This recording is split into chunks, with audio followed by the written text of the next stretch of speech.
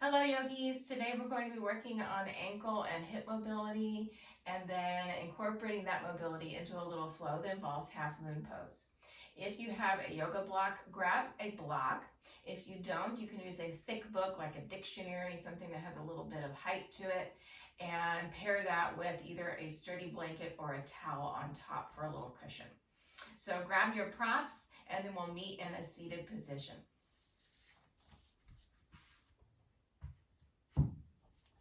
Coming to sit either on your yoga block or on your book and towel or blanket combination with your right shin to the floor. We're going to hold onto our left shin and hold it up close to the upper body so the left foot can dangle. We want it to have some freedom to move here. Hugging the top of the left foot up to the shin bone. We're lifting from the center of the foot, not from the tip of the toes. So from that talus bone, that's what we're lifting from.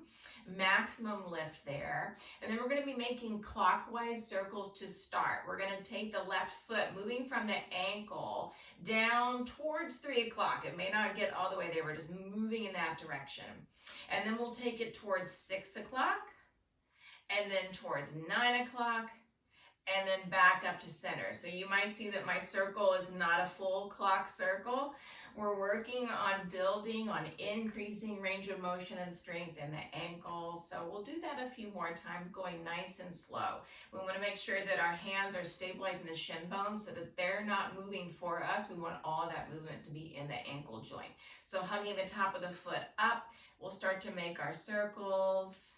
Going nice and slow, cultivating as much range of motion, making the circles as big as you can. Continue in this clockwise direction, and we'll go 2 more.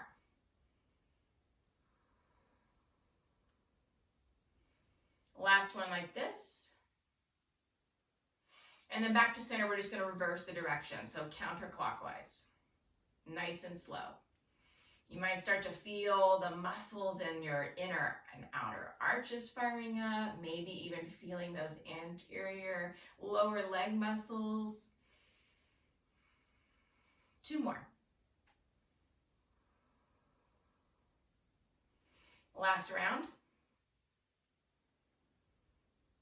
And then letting your foot come back to neutral, we'll place the sole of the foot down to the mat or to the floor in whatever room you're in. You can release your hands from your shins, place your fingertips to the floor. We're going to start to walk forward, letting our seat lift off of the block or book. Hips will want to fall to the left. We're going to take the back of the hips towards the right and reach through the right hand as much as we can, getting some length in the right side body, left side body. You might feel some expansion in the back of the right hip. But one of the most important actions in this position is that flexion in the front of the left ankle. The heel stays down. I will turn to the side so that you guys can see. My left heel stays anchored to the floor even as I reach forward, holding here for a few rounds of breath.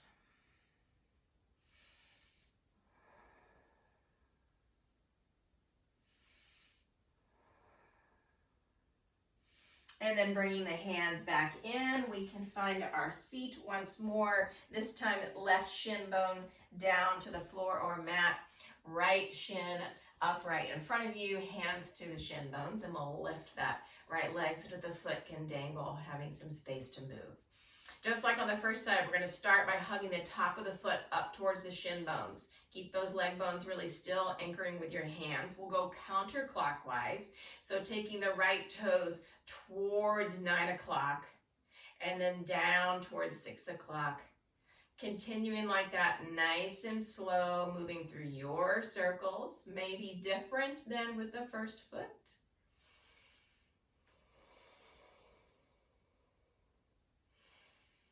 2 more like that.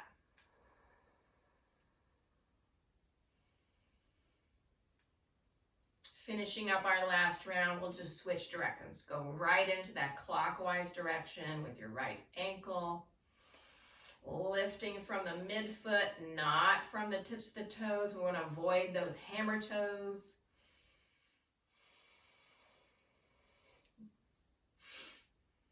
Last round here. And then we'll let the foot come back to neutral, sole, the foot comes back down. So we're gonna keep that heel well anchored, even as we start to reach forward, really reaching through the left hand and sending the hips towards the left. Feeling that expansion in the back of the left hip, but also that flexion in the front of the right ankle.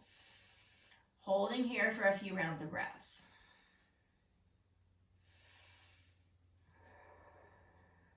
If you wear high-heeled shoes or running shoes that have a lifted heel, anything with a lifted heel, you might also be enjoying a nice stretch in the right calf muscles here.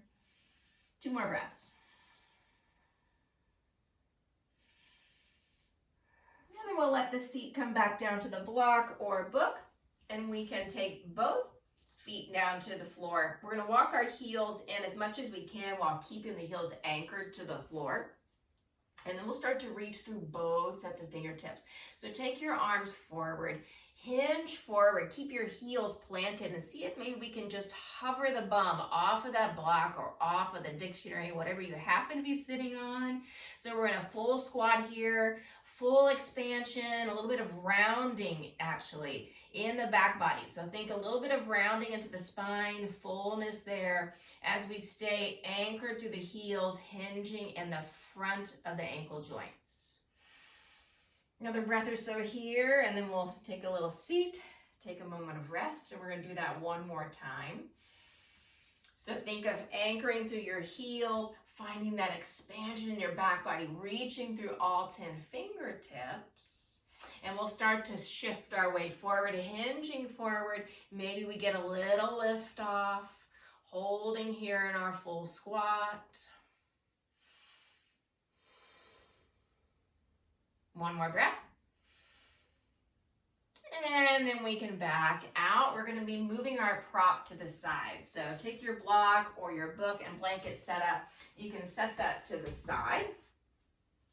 And then we'll come to sit with the right shin down to the floor. Left shin down, but that leg is going to be pointing back towards the wall behind us. Take a peek at your knees. They should be bent to a square. So we're going to call this a 90-90 position. And then take a peek at your left ankle. We're going to also bend that left ankle to a square. And this will be our starting position. Now for many, this is not a very comfortable way to sit because we're not used to creating this kind of range of motion in our hip joints. So you can place your right hand out to the floor like a kickstand. If that's not enough, you can walk it out and come down to the palm. If that's not enough, then you can bring your right forearm down and take this position here. Keeping that left ankle flexed, right? So the ankle has a crease in the front. It's bent to a square. We're going to pivot onto the sole of the left foot, lifting the left thigh away from the floor. We're coming into external rotation in the left hip. Find your maximum lift. Sole of the foot is down. You might feel the inner arch of the left foot firing up here. And then we'll lower the left knee back down to starting point. We're going to do that 4 more times, nice and slow. We're going for a maximum range of motion. So find your maximum lift. It may not be as high as what I'm doing here. I've been working on this for a while. 3 more like that.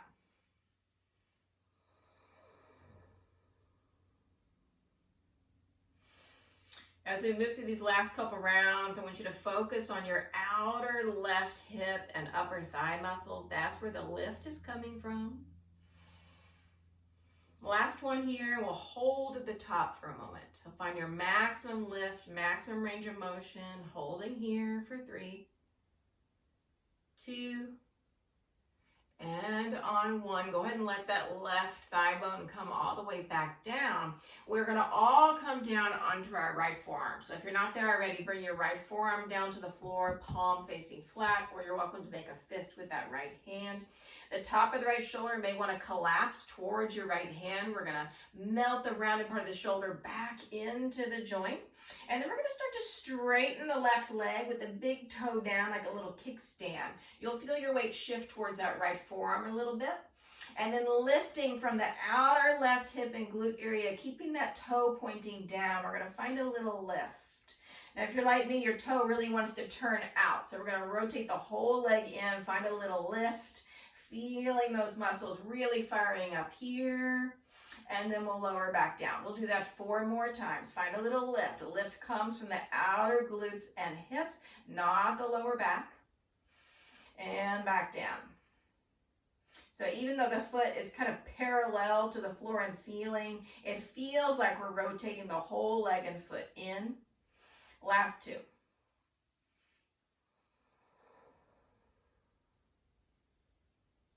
Keep that left leg really straight, long and strong for this last lift. We'll hold here for 3. Keep reaching out through the foot. 2. And on 1, lower it down, and we can rebend that left knee, coming back to our starting position. And then we're just going to switch to the second side. So you can turn your left foot in to match the right, lean to your left, and swing that right shin back towards the wall behind you.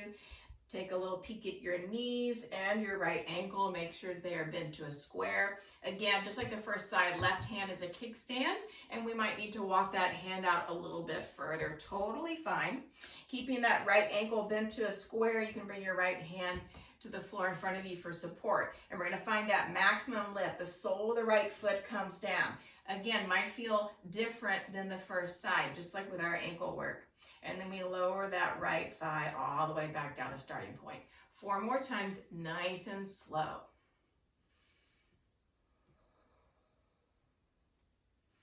Finding your maximum lift, maximum range of motion. That range of motion, that action doesn't come from the lower back. It comes from those outer right glutes, outer upper thigh area. Last 2.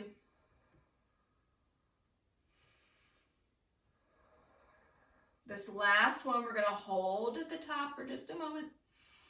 Holding here for 3, 2, and on 1, let that right knee and thigh bone come all the way down. And then if you haven't already, we'll come down to the forearm.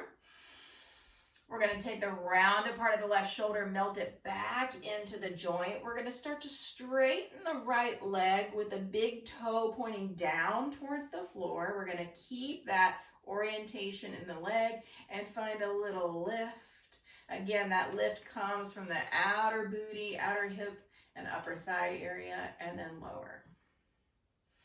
And then lift, being mindful of not arching in the lower back, and lower. 3 more just like that.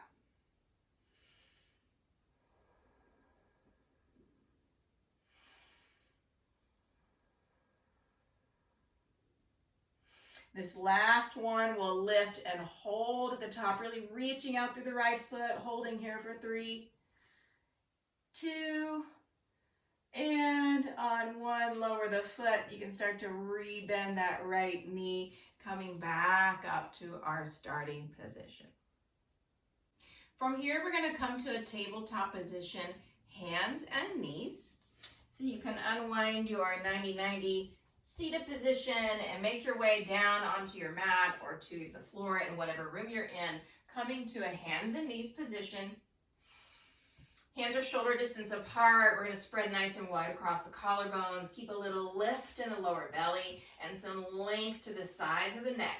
Right knee stays down. We're going to keep a bend in the left knee, but we're going to take it out to the side, and we're going to make some circles, initiating the circles from the outer hip and glute area. We're going counterclockwise, heavy through the left hand, slow, smooth circles, keeping a little lift in the lower belly. Let's go 2 more. We're going for a total of 5.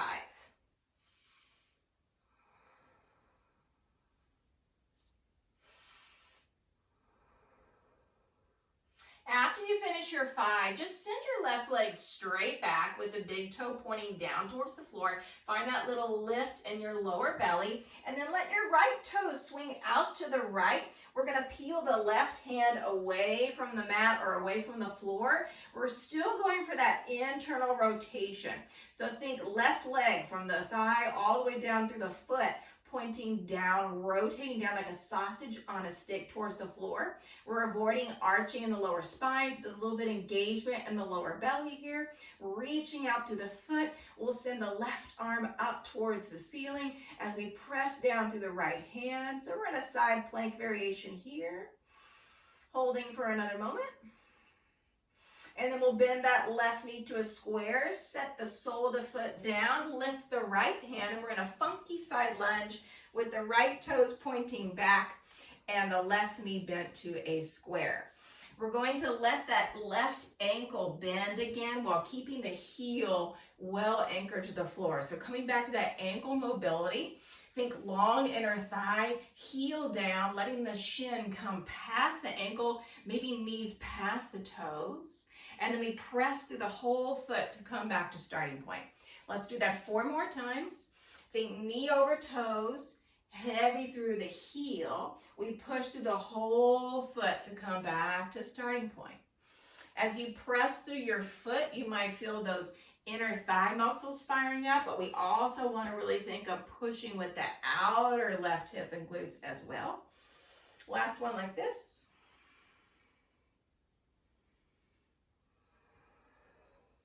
So we're going to pause here in our starting position. Let the left hand creep down inside the left leg towards the ankle or foot. Your hips will want to come back into that collapsed position, but we're going to resist this time actually. We're going to take the outer right hip up and back as we reach down to the left hand, rotating our ribs towards the right or towards the ceiling, and then right arm overhead, finding maximum reach, really feeling some expansion in the outer right hip all the way up the waistline and towards the rib cage. A few rounds of breath here.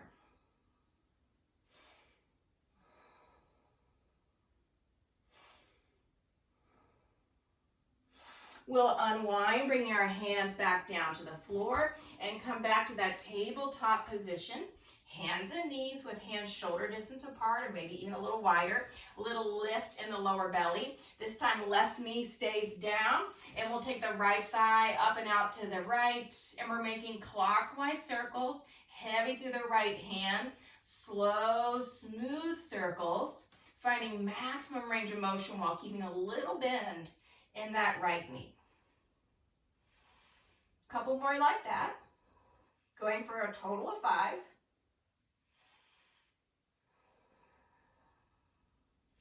Finish up your last round, and then we'll meet with that right leg extended straight back, little lift in the belly, right toes pointing down to start. We'll let the left toes swing off to the left. Peel the right hand away from the floor and think of that right leg from the thigh all the way through the foot, like a sausage on a stick rotating down as we open up into our side plank variation, finding a little lift in that right leg where it meets the hip. Nice and full in the back body, so we're not arching into the lower spine. We're really hugging that belly back. Another breath here. And then we'll bend the right knee, place the sole of the foot down. We'll come up for that funky lunge. You can let your left toes swing off to the left a little bit more if that feels better for you. Keeping that right knee bent to a square, left ankle bent to a square. This will be our starting point. And we're going to keep that deep hinge in the front of the right ankle, letting the shin bone come past the ankle joint, but staying anchored into the floor through the right heel.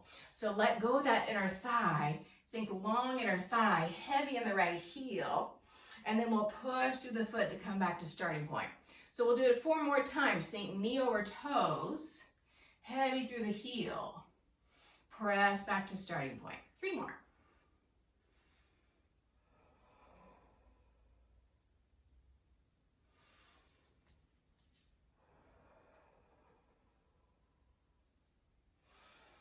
Last round like that.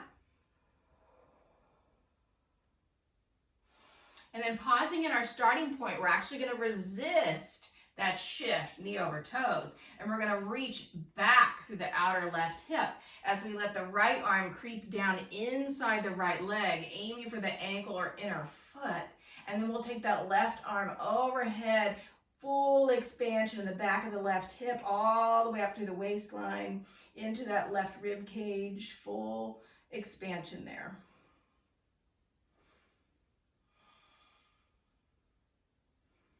One more breath like this. And then we'll unwind, again bringing hands down to the floor, and we'll meet in that tabletop position, hands and knees. Starting from our tabletop position, we're gonna put all that mobility work together for a little yoga flow leading up to half moon pose. So go ahead and tuck your toes under. Start to push the floor away, shifting hips towards heels, and then we'll lift the knees off of the floor, coming into a downward facing dog. This may be your first downward facing dog of the day. It is for me, so we'll pause here for a few rounds of breath, setting up this posture, really finding some expansion across the upper back and the back of the ribs, and pushing the floor away from the back of the shoulder joint where it meets the armpit. So think outer armpit reach all the way down the length of the arm bones and through the hands. Soften the tops of the shoulders, maintaining that reach. A couple more breaths here in downward facing dog. Anchoring down through the left foot, we're going to peel the right foot up away from the mat and find a three-legged dog. Taking that right thigh bone up and back, straighten the right leg, reach out through the foot, and just like in some of our previous work, think all toes pointing down, facing the floor. One more breath here. And then we'll have that right thigh forward. You're going to step it down near your right hand. Spin your left heel down to the floor, and let's find warrior two. Press through that right foot to come upright. Let go of that right inner thigh and think shin bone past the ankle. It doesn't have to go past the ankle, but we're really letting that right hip crease get deep, and we're cultivating once again that crease in the front of the right ankle joint. Arms out nice and wide, reaching out to the fingertips in our Virabhadrasana 2. And we'll pause here for a few rounds of breath. Check in with your right foot. Are the toes heavier than the heel? If so, push down a little more to that right heel. Keep the toes soft and relaxed to the floor. With your left leg, think sausage on a stick. The whole leg rotates in from the thigh bone to the foot and back up. One more round of breath here. And then we'll press through the whole right foot, turn the palms up to the ceiling. Inhale to straighten both legs, reaching up. And then we'll sink back into that warrior two. We'll do that 2 more times. Press through the whole right foot, reach up, straightening the legs, and back into warrior two. One more like that.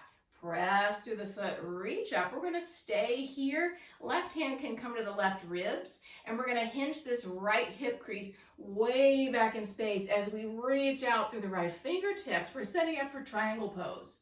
So back of the right hand comes to the lower leg, or you can bring your fingertips to the floor or a block. Rotate ribs towards the ceiling. We're going to avoid that arching into the lower back. We're going for fullness in the lumbar curve. And we have our left hand to the rib cage here as a reminder to melt the ribs down into the body. Instead of rounding up towards the ceiling, we're going to take the ribs down. A few more rounds of breath here, and Trikonasana, triangle pose. Maybe left arm can float up to 12 o'clock.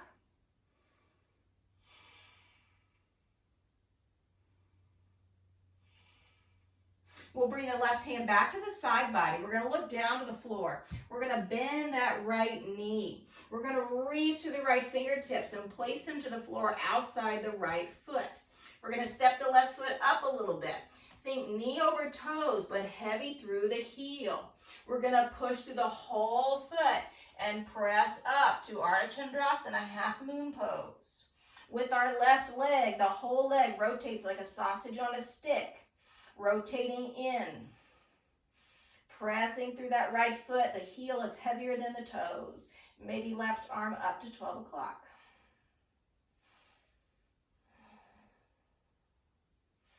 One more breath here.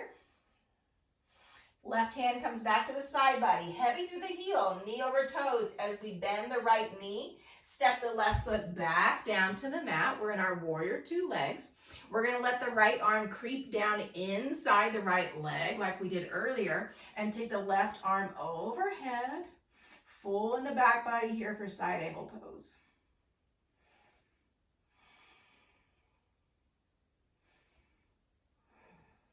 One more breath here in Parsvakonasana. And then gaze back to the floor, hands to the floor. We can unwind, meeting a downward facing dog.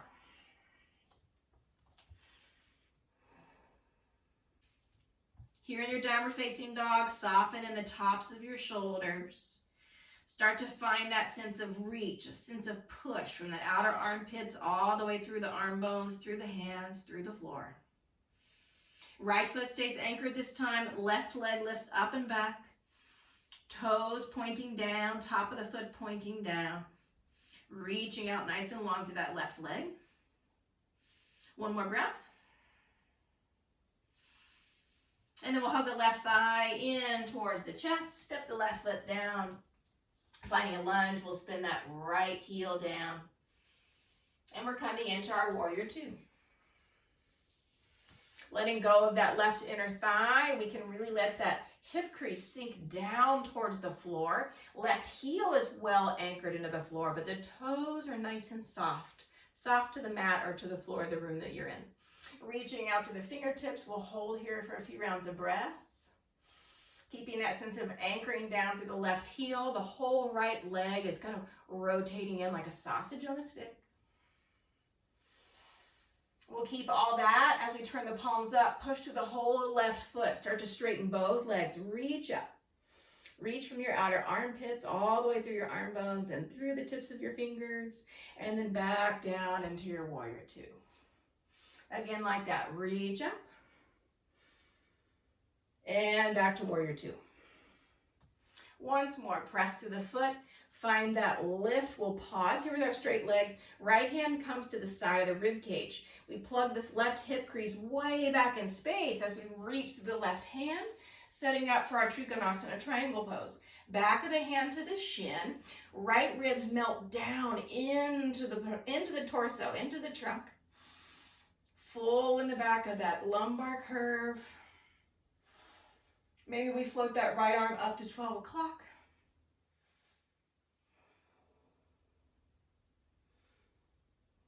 One more breath here. And then right hand comes back to the side body. Take your gaze to the floor. Rebend that left knee. Let the shin come past the ankle, but stay heavy through the heel. Reach your left fingertips forward outside your left foot. Maybe bring your right foot in a little bit for leverage. We're going to push through the whole foot. Let the shin anchor forward. Push through the heel. Press up to your Ardha Chandrasana, half moon pose. It's that sausage on a stick action in the right leg. So rotating in from hip to foot and pressing through the left heel, pushing the floor away, maybe top arm up to 12 o'clock.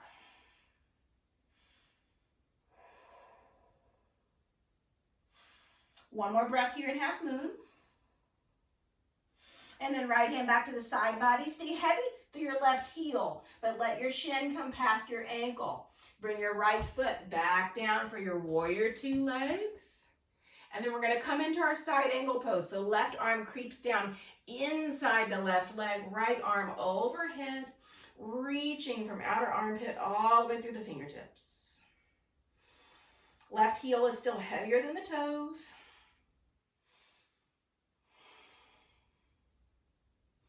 One more breath here.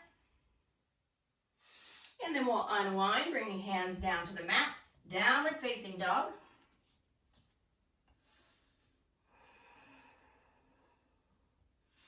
Here in your downward facing dog, can we focus again on that ankle flexion, that ankle mobility? So start to anchor your heels down towards the floor. Even if they don't touch, we're just moving in that direction.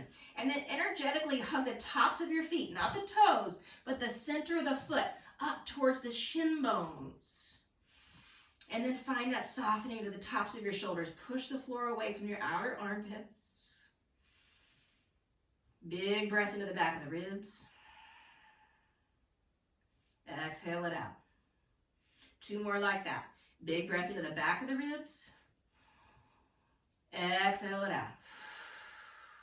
One more time. Big breath into the back of the ribs. Exhale it out. And then we'll start to lift the heels so we can lower the knees back down. We're in that tabletop position. And then we'll take a more pointed foot position, tops of the feet down, shifting hips towards heels. We can allow the forearms to melt, forehead can come down, and we'll finish in child's pose, Balasana. Pausing for a few rounds of breath here, sending your breath again into the back of your rib cage.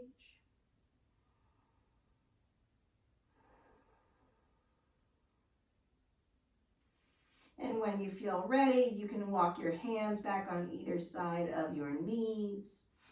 Staying soft in the tops of the shoulders, press the floor away and come up to a seat. And that concludes this segment of our yoga practice.